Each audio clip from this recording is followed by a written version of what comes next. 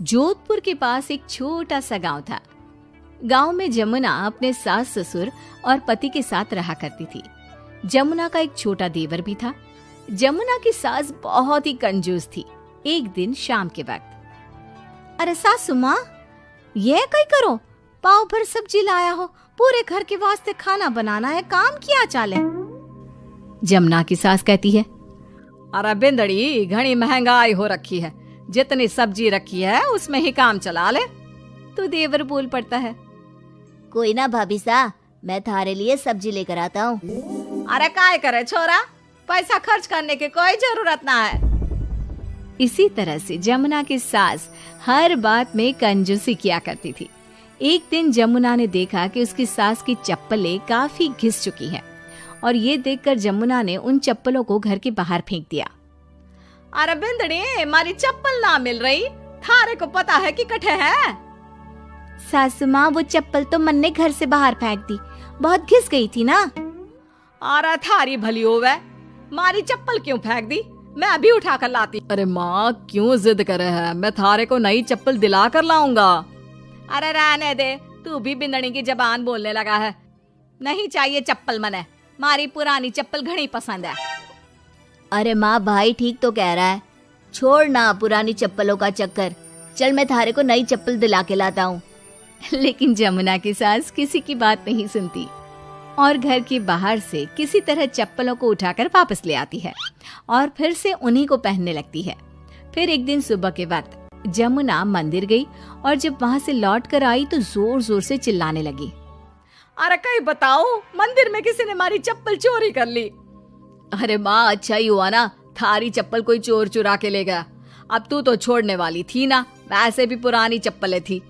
अरे तू चुप कर छोरा, महंगाई के जमाने में पुरानी चप्पल कर रहा है। मैं कैसे भी करके चोर को ढूंढ कर हमारी चप्पल वापस लाऊंगी। लेकिन माता जी, तब तक आप क्या नंगे पांव फिरोगी पूरे गांव में? अरे बिंदड़ी, थारी नजर लगी है हमारे चप्पलों को, तू ही कह रही थी ना, फेंक दो, देख अब चोर चोरी करके ले गया।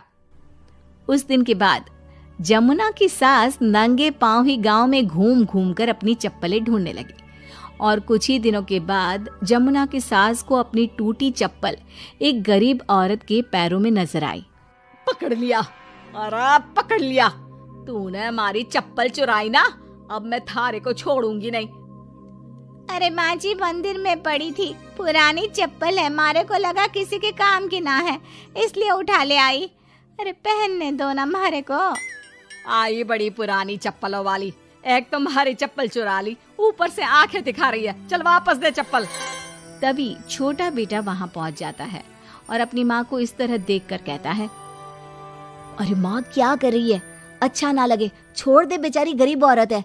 मैं कह रहा हूँ ना, मैं थारे को नई चप्पल दिला कर लाऊंगा। ना बेटा, चप्पल तो मैं यही वाली पहनूंगी। ऐसा कहकर जमुना की सास ने उस गरीब औरत से वो चप्पलें छीन ली। इतने पैसे वाली होकर मुझ गरीब से टूटी चप्पल भी छीन ली, अरे भगवान भला करे थारा। जमुना की सास की जिद के आगे किसी की एक ना चली और उसने फिर से वही पुरानी चप्पल पहनना शुरू कर दिया।